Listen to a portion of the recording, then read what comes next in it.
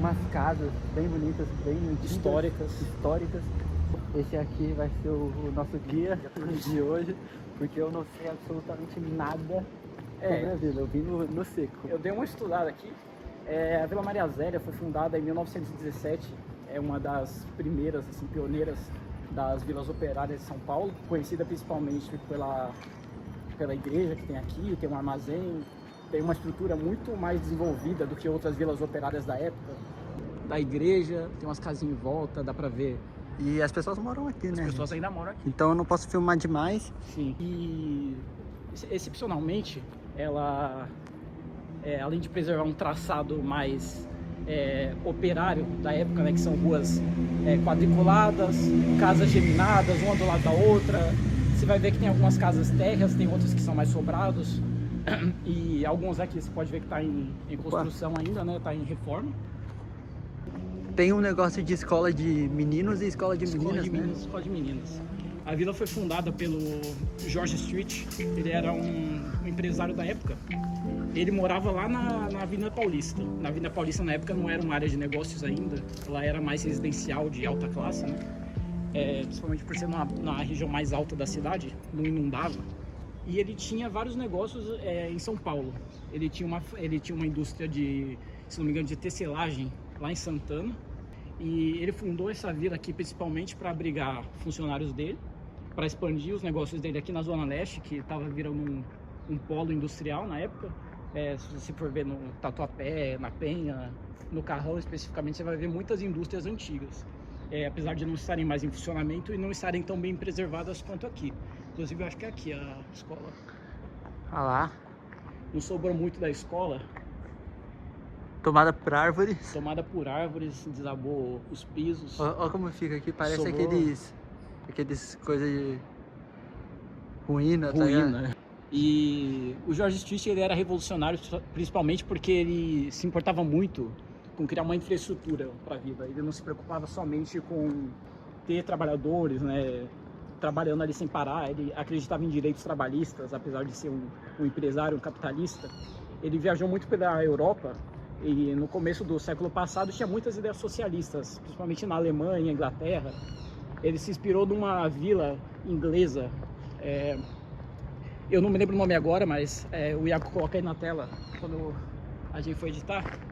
Que é uma vila vitoriana, assim, feita de tijolinhos, uma coisa muito mais pacata, para ser um clima de vila mesmo, de vila interiorana.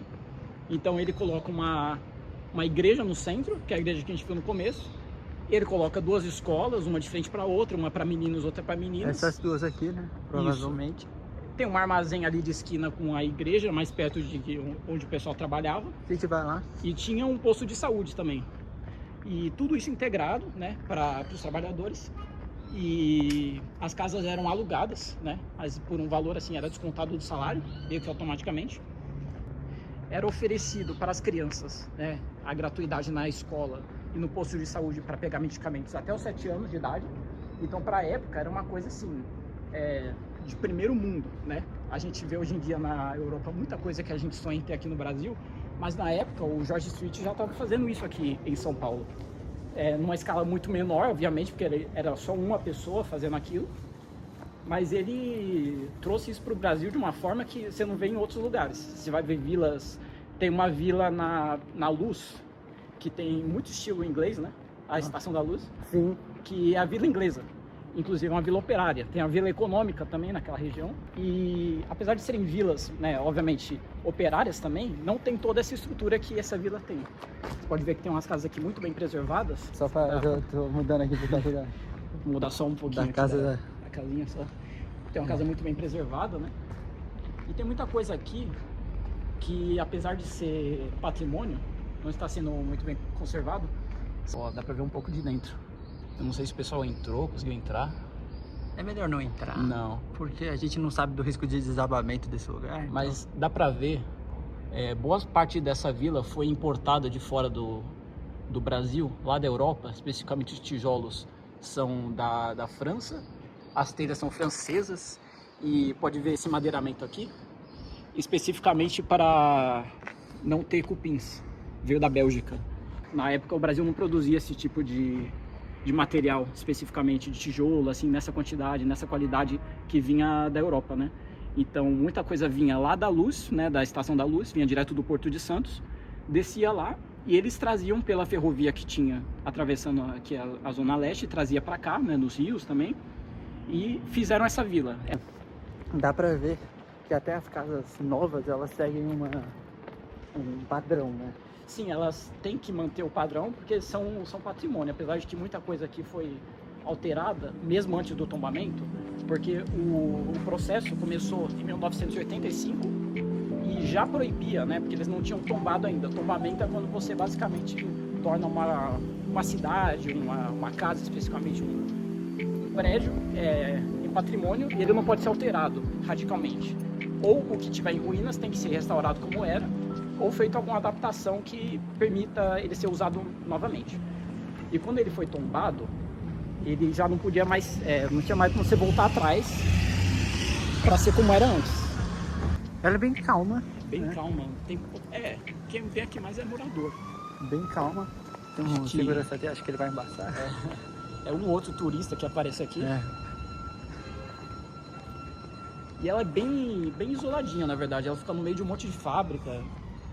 E é interessante ver a diferença das fábricas de hoje em dia com o jeito que era feita a indústria antigamente, né? Antigamente as pessoas trabalhavam onde elas moravam, né? Era uma obrigação, porque não tinha transporte público. Vamos lá na igreja para filmar. Nem todo mundo podia ter automóvel. Então era um dever meio que obrigatório, até econômico, do empregador, dar um lugar para a pessoa morar, né? Aqui é a igreja. Aqui é uma igreja que imita bastante o estilo inglês, né? Armazém número 9. Onde estão os outros 8? Onde estão os outros 8? Não, lá. Parece interior, parece que, tipo, se você vir pra cá... Paulo do passado parado no tempo, né? Parece que, tipo, pegar um livro, sentar nos banquinhos que tem ali na frente. Inclusive no texto do tombamento, pelo Condefat, você vai ver, eles têm toda uma lista de relatos das pessoas que moravam aqui desde a fundação. E eles registram, né, dando como argumento para o tombamento. E você vai ver muito relato de morador daqui, de como que era na época, das festas que tinham. Inclusive o George Street, ele participava das festas que aconteciam na igreja, ou no próprio armazém, os seus comunitários aqui. Ele era muito próximo das pessoas, apesar de ele morar lá na Avenida Paulista, né? Então, essa escola principalmente foi o principal motivo para o tombamento da vila, porque tinha muita gente que invadia, muito marginal, por causa da droga, já nos anos 70, né? Naquela época começou o negócio da Cracolândia, começou uma crise de drogas em São Paulo e muita gente vinha para cá, né, especificamente porque era um lugar abandonado. E foi um dos principais motivos para tombamento, porque quando você preserva o prédio, não é só que você evita que tenha crime na região, não é só a questão do turismo, é também dar um uso novo para ele. Então, essa escola poderia virar um prédio de algum outro uso, né, seja uma escola de novo, trazer uma vida nova para a comunidade, né? Coisa.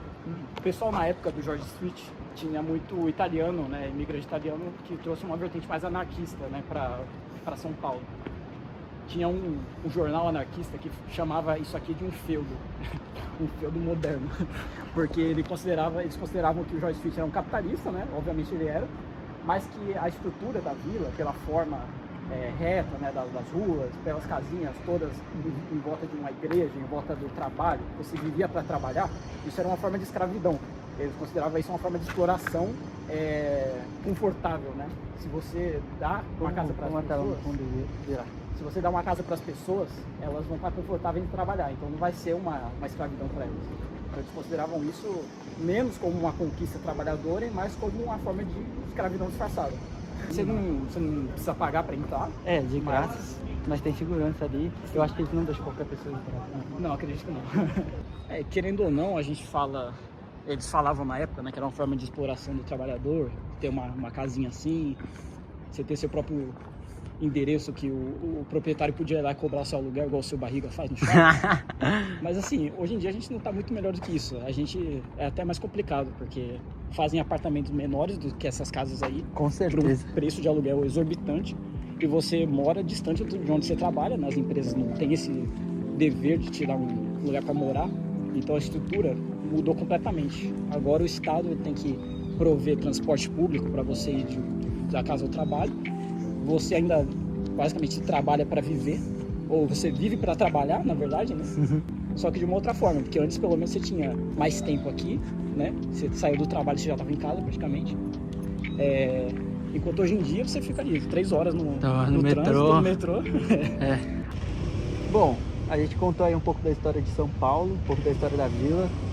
O que você achou da vilinha? Eu gostei, né? Eu estudei ela para faculdade. Verdade. Então, ele faz arquitetura. Faço arquitetura.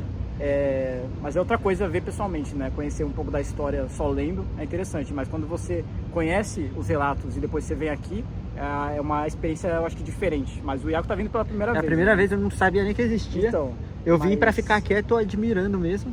Diferente do vídeo do Jaraguá, que eu sabia muito, eu já tinha feito a trilha, então eu já sabia bastante. Aqui eu vim no seco e eu queria ouvir mesmo e aprender mesmo.